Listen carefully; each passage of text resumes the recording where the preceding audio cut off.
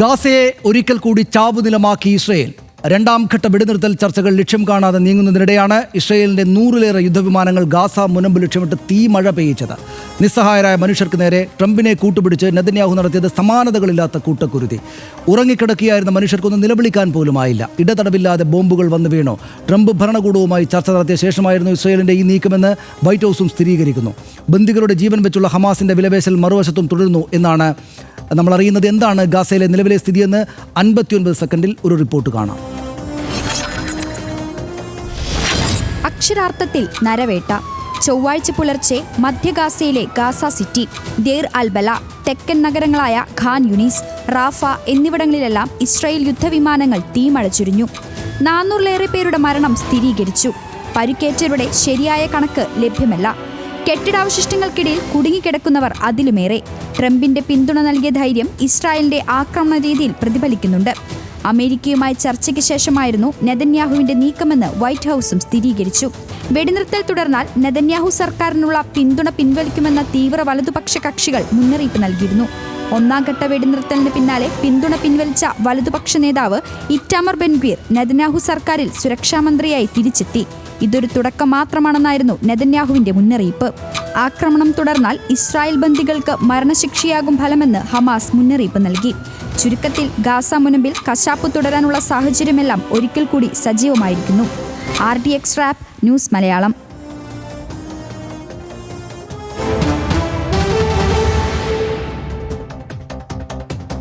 പക്ഷേ വലിയ ആശ്വാസമായിരുന്നു അവിടെ വെടിനിർത്തൽ വന്നത്. പക്ഷേ അതിപ്പോൾ പരാജയപ്പെട്ടു. ഇന്നലെ വീണ്ടും ഇത്രയും പേർ കൊല്ലപ്പെട്ടു. വെടിനിർത്തൽ പരാജയപ്പെട്ടത് എങ്ങനെ എന്നാണ് നമ്മൾ പ്രധാനമായിട്ട് നോക്കേണ്ടത്. മരണത്തിൻ്റെ ഇടവേള എന്ന് നമുക്ക് വിശേഷിപ്പിക്കാവുന്ന ആ ഘട്ടം കഴിഞ്ഞ് വീണ്ടും വലിയ മരണ സംഭവങ്ങളിലേക്ക് കാര്യങ്ങൾ എങ്ങനെയാണ് പോയത്?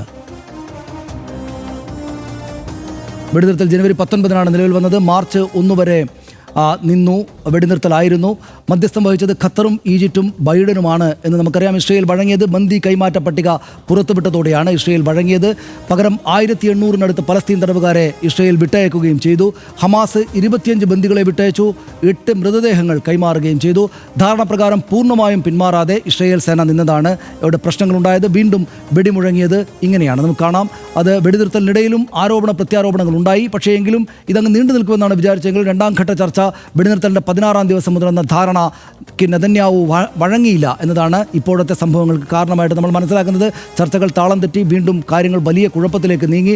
ഇസ്രയേൽ സ്വീകരിച്ചത് യുദ്ധം തുടരണം എന്ന നിലപാടാണ്. ഹമാസിനെ പൂർണ്ണമായും തുടച്ച് നീക്കുമെന്ന് അമേരിക്ക നിലപാട് കടുപ്പിച്ചതും ഇസ്രയേലിനൊപ്പം നിന്നതും വലിയ തിരിച്ചടിയായി നമുക്ക് ലോകത്തിനാകെ. ഇസ്രയേൽ പിന്മാറിയത് എന്തിന് എന്നതാണ് ഏറ്റവും പ്രധാനപ്പെട്ട ചോദ്യം. ഇസ്രയേൽ പിന്മാറിയതുകൊണ്ടാണ് പിന്തുണ പിൻവലിക്കുമെന്ന ഭീഷണിയുമായി തീവ്ര വലതു പാർട്ടികൾ ഇസ്രയേലിനകത്ത് വന്നു. രണ്ടാം ഘട്ട വെടിനിർത്തലുമായി മുന്നോട്ട് പോയാൽ സർക്കാർ താഴെ വീഴും എന്ന നില ബെഞ്ചമിൻ നെതന്യാഹുവിനെ പേടിപ്പിച്ചു.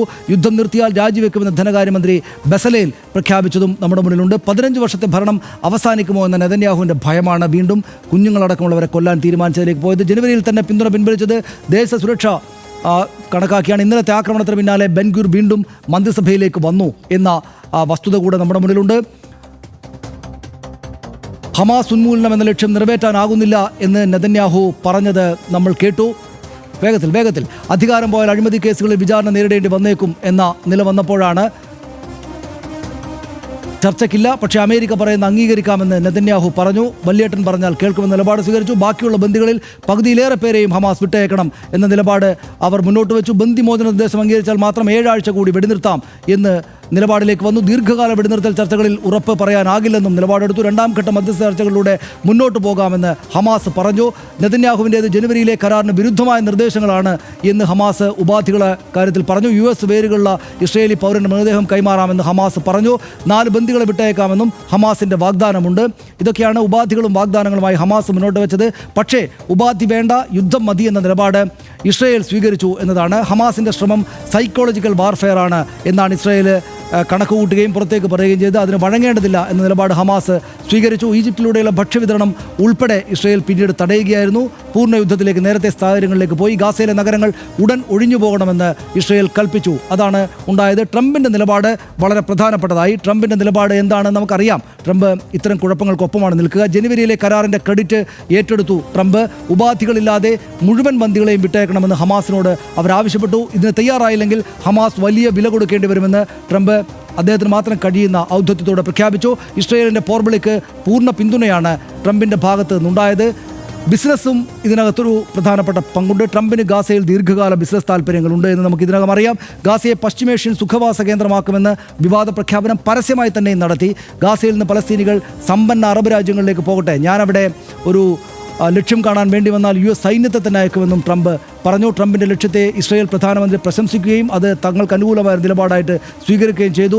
അന്താരാഷ്ട്ര നിയമങ്ങളുടെ ലംഘനമാണെന്ന് അറബ് രാഷ്ട്രങ്ങൾ എല്ലാവരും ഒന്നിച്ചു പറയുന്നു. പക്ഷേ ഇടപെടാൻ അവർക്ക് സാധിക്കുന്നില്ല, അല്ലെങ്കിൽ അവർ ഇടപെടുന്നില്ല എന്നതാണ് ഇപ്പോഴത്തെ നില. ഇതാണ് നമ്മുടെ ഇതുമായി ബന്ധപ്പെട്ട് ഇന്ന് നമ്മുടെ മുന്നിൽ കൈവശമുള്ള വിവരങ്ങൾ. കാരണം നമ്മൾ ജീവിച്ചിരിക്കുന്ന കാലത്ത് ഏറ്റവും വലിയ ദുരന്തമായിട്ടുള്ള, അല്ലെങ്കിൽ ഈ കാലത്താണല്ലോ നമ്മൾ ജീവിച്ചിരിക്കുന്നതെന്ന് സങ്കടം തോന്നിക്കുന്ന ഒരു കാര്യം വീണ്ടും വീണ്ടും വീണ്ടും നടന്നുകൊണ്ടേയിരിക്കുകയാണ്.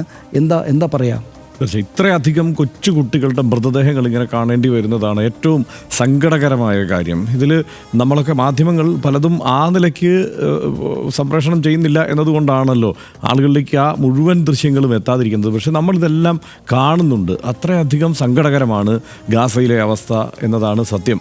ഇപ്പോൾ ഈ നെതന്യാഹുവിൻ്റെ ഈ കാര്യത്തിൽ ഇസ്രയേലിൽ തന്നെ വലിയ ആരോപണം ഉയർന്നിട്ടുണ്ട്. കാരണം ഇവിടെ ഇപ്പോൾ ബന്ദികളാക്കപ്പെട്ടവരുടെ കുടുംബാംഗങ്ങൾ തന്നെ പറയുന്നത് നെതന്യാഹുവിന് യുദ്ധക്കൊതിയാണ്. അദ്ദേഹത്തിന് ഈ ബന്ദികളുടെ മോചനം പോലുമല്ല ആഗ്രഹിക്കുന്നത്, യുദ്ധം നടക്കുക, ആളുകളെ കൊന്നൊടുക്കുക എന്നതാണ് ആഗ്രഹിക്കുന്നത് എന്ന് ഈ ബന്ദികളുടെ ബന്ധുക്കൾ തന്നെ ഇപ്പോൾ പറയുന്ന സാഹചര്യമുണ്ട്. യഥാർത്ഥത്തിൽ അവിടെ സംഭവിക്കുന്നത് ഒന്ന് ആലോചിച്ച് നോക്കുക സനീഷ.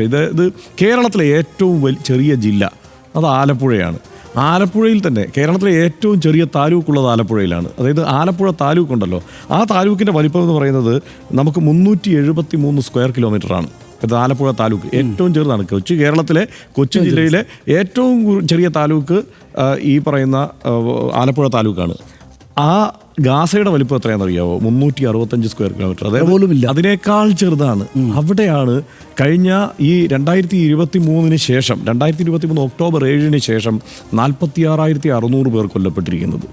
ഒന്ന് ആലോചിച്ച് നോക്ക്. അത്രയും ചെറിയ ആ ഒരു താലൂക്കിൽ, കേരളത്തിലെ ഒരു താലൂക്കിൽ 46,600 പേർ കൊല്ലപ്പെടുന്നതെന്ന് ആലോചിച്ച് നോക്ക്. എത്ര ഭീകരമാണ് അവിടുത്തെ അവസ്ഥ എന്നുള്ളത്. ഈ ഒരു കാലത്തിനിടയിൽ മാത്രം 2023 ഒക്ടോബർ 7 ശേഷം ഇങ്ങോട്ട് മാത്രം 40,000-ലേറെ അടുത്താണ് ബോംബ് വർഷിച്ചിരിക്കുന്നത്. ഇനി അവിടുത്തെ പോപ്പുലേഷൻ ഡെൻസിറ്റി എന്ന് ചോദിച്ചാൽ കേരളത്തിലെ ഏറ്റവും ജനസാന്ദ്രതയുള്ള സംസ്ഥാനങ്ങളിൽ ഒന്നാണല്ലോ കേരളം. 860 ഒരു സ്ക്വയർ കിലോമീറ്ററിൽ ഇവിടുത്തെ ജനസംഖ്യ. ഗാസയിൽ 5,600 ഒരു 5,500 ഒരു സ്ക്വയർ കിലോമീറ്ററിലെ ജനസംഖ്യ.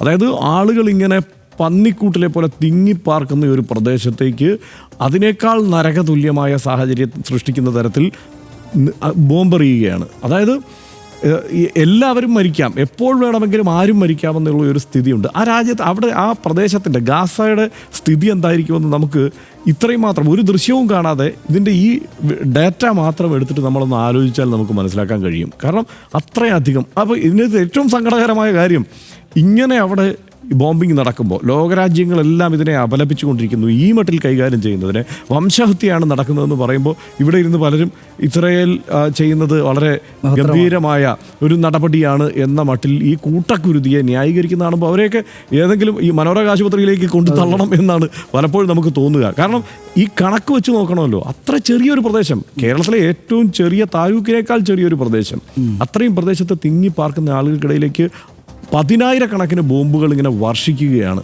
എന്തായിരിക്കും അവിടുത്തെ ഒരു അവസ്ഥ? അതെ, നിശ്ചയമായിട്ടും. അത് ഞാനിപ്പോൾ വായിച്ചൊരു ലേഖനത്തിൻ്റെ തുടക്കത്തിൽ തന്നെ കണ്ടത്, ഒരു ബുക്ക് മൈ ഷോയിൽ ഒരു സിനിമ ബുക്ക് ചെയ്യുന്ന പോലെയോ അല്ലെങ്കിൽ സ്വിഗ്ഗിയിൽ ഒരു ഫുഡ് ഓർഡർ ചെയ്യുന്നത് പോലെയോ അത്രയ്ക്ക് ലളിതമാണ് ഒരാളെ കൊല്ലാൻ, അല്ലെങ്കിൽ കുറേ ആളുകളെ കൊല്ലാൻ വേണ്ടിയിട്ട് ഇസ്രയേലിൻ്റെ സേന തീരുമാനിക്കുന്നത്. എന്ന് വെച്ചാൽ ഒരു ആപ്പ് തന്നെ ഉണ്ട് അത്രേ അവർക്ക്. അതായത് ഒരു സ്ഥലത്ത് ഇന്ന ആളുകളെ അല്ലെങ്കിൽ ആ കൂട്ടത്തെ കൊല്ലണം, അവർക്ക് നേരെ ബോംബ് അല്ലെങ്കിൽ തോക്ക് വെടിവെക്കണം, ബോംബ് വർഷിക്കണമെങ്കിൽ ഈ കമാൻഡർ ഈ ആപ്പിൽ ഇന്ന സ്ഥലത്തെ ഡീറ്റെയിൽസ് അയച്ചു കൊടുക്കുകയാണ് ചെയ്യുക. മീൻസ് ഞാൻ പറയുന്നത് ആ ലേഖനത്തിൽ പറഞ്ഞ കാര്യമാണ്. അപ്പോൾ അത്രയ്ക്ക് ഈസിയാണ്. അപ്പോൾ ആ ട്രൂപ്പ് ഈ ബോംബ് വർഷിക്കുകയാണ് ചെയ്യുന്നത്. എന്ന് വെച്ചാൽ ഏറ്റവും ആധുനികമായിട്ടുള്ള സംവിധാനങ്ങൾ ഉപയോഗിച്ചിട്ട് മനുഷ്യരെ കൊല്ലുകയാണ്. ഇത് അത്ഭുതകരമാണ് ഹർഷൻ. അതായത് നമ്മൾ ഈ കൊലപാതക സംഭവങ്ങൾ കേൾക്കുമ്പോൾ എന്തൊരാധിയാണ് നമുക്ക് വരുന്നത്. പക്ഷേ ഇതിങ്ങനെ ആളുകളെ 46,000 ആളുകളെ 9 മാസത്തിനകത്ത്, 46,000 എന്നത് നമ്മളൊരു സംഖ്യ ഒരു എണ്ണം അങ്ങ് പറയുന്നതാണ്. കാരണം അതിൽ എത്രയോ ആയേക്കാം ഒരുപക്ഷെ കൊലപാതകം. ഈ ഹമാസ് ശരിയാണ് കുഴപ്പമുണ്ടാക്കിയിട്ടുണ്ട്, പക്ഷേ ഹമാസിന് അവരുടെ ന്യായീകരണങ്ങളുണ്ട്. നമുക്ക് രണ്ട് പക്ഷത്തായിട്ട് നിൽക്കാം, വേണമെങ്കിൽ ആർഗ്യൂ ചെയ്തുകൊണ്ടേയിരിക്കാം. പക്ഷേ ഈ കുഞ്ഞുങ്ങളടക്കമുള്ള ആളുകൾക്ക് മേൽ ആശുപത്രികളിലേക്കൊക്കെ ബോംബ് ഇടുക എന്ന് വെച്ചാൽ, നമ്മുടെ നാട്ടിലെ ഏറ്റവും ഭ്രാന്തന്മാരായിട്ടുള്ള കൊലപാതകികൾ പോലും ഒരു ആശുപത്രിയിൽ പോയിട്ട് കയ്യും കാലുമൊക്കെ പരിക്കിലായിട്ട് കിടക്കുന്ന മനുഷ്യർക്ക് നേരെ ആക്രമണം നടത്തുമോ? നമ്മളതിനെ എന്തൊരു ഭീകരമായിട്ടാണ് കാണുക. പക്ഷേ അവിടെ ഇത് നിരന്തരമായിട്ട് നടന്നുകൊണ്ടേയിരിക്കുക. പിന്നെ ഒന്ന് ആലോചിച്ച് നോക്കുക, അതായത് ഈ രാജ്യം മുഴുവൻ അല്ലെങ്കിൽ ലോകം മുഴുവൻ വളരെ വിശാലമായിട്ട് വളരെ ജനനന്മയെക്കുറിച്ചും മറ്റു മൂല്യങ്ങളെക്കുറിച്ചൊക്കെ പറഞ്ഞുകൊണ്ടിരിക്കുന്ന കാലത്ത് ഒരു ഭാഗത്ത് കൊലപാതകം നിരന്തരമായിട്ട് നടക്കുകയാണ്. വീഡിയോ ഗെയിമുകളിൽ നടക്കുന്ന പോലെ വെടിയുതിർത്ത് ആളുകളെ കൊന്നുകൊണ്ടേയിരിക്കുകയാണ്. പക്ഷേ ലോകം മിണ്ടാതെ അവരവരുടെ കാര്യങ്ങളുമായിട്ട് മുന്നോട്ടേക്ക് പോവുകയാണ്. വിചിത്രമാണ് എന്ന് തോന്നും. തീർച്ചയായും. എന്തായാലും ഏറ്റവും സങ്കടകരമായ ഒരു സാഹചര്യം തന്നെയാണ്. ഇവർ ഹമാസ് ചെയ്ത പ്രവൃത്തിയെ ഒരു തരത്തിൽ ന്യായീകരിക്കാൻ കഴിയില്ല. 1200 ഇസ്രായേലികളെ ഒറ്റയടിക്ക് കൊന്നു കളഞ്ഞിട്ടുണ്ട്. 250 പേരെ ബന്ദികളാക്കി പിടികൂടിയിട്ടുണ്ട്. ഇതൊന്നും അങ്ങനെ ന്യായീകരിക്കത്തക്ക ആളുകളെ കൊല്ലുന്ന ന്യായീകരിക്കുന്നതല്ല. പക്ഷെ അതിന് ഹിസ്റ്ററി ഉണ്ട്. വിശദമായിട്ട് അതിലേക്ക് പോകേണ്ടതില്ല. അതെ, തൽക്കാലം അങ്ങ് ന്യായീകരിക്കുക എന്നുള്ളതല്ല. പക്ഷേ ഇത് അതിന് പകരം 46,600 പേരെ കൊന്നു കഴിഞ്ഞു ഈ ചെറിയൊരു പ്രദേശത്ത്. അവിടെ വംശഹത്യ നടക്കുന്നു എന്നതാണ്. നമ്മൾ ഏതാണ്ട് എല്ലാ ദിവസവും കൊലപാതകങ്ങളുടെ കൊലപാതകങ്ങളുടെ വാർത്തകൾ കേൾക്കുകയാണ്. രാസലഹരി ഉപയോഗിച്ചും അല്ലാതെയും കയ്യറപ്പില്ലാതെ മറ്റു മനുഷ്യരെ വെട്ടിക്കൊന്ന കൊലയാളികളെ കുറിച്ചുള്ള വാർത്തകൾ മുന്നിലേക്ക് വന്നുകൊണ്ടേയിരിക്കുകയാണ്. തൻ്റെ കൊച്ചു സഹോദരനടക്കം 5 പേരെ കൊന്ന അഫാൻ എന്ന കൊലയാളിയുടെ കാര്യം ഓർക്കുമ്പോൾ നമ്മൾ ബേജാറായി പോകുന്നു. എങ്ങനെ സാധിച്ചു ഇവർക്ക് ഇത്ര വലിയ ക്രൂരകൃത്യം ചെയ്യാൻ എന്ന് നമ്മൾ ഓരോ കൊലപാതക വാർത്തകൾ കേൾക്കുമ്പോഴും ഓർത്ത് കിടുങ്ങുന്നു.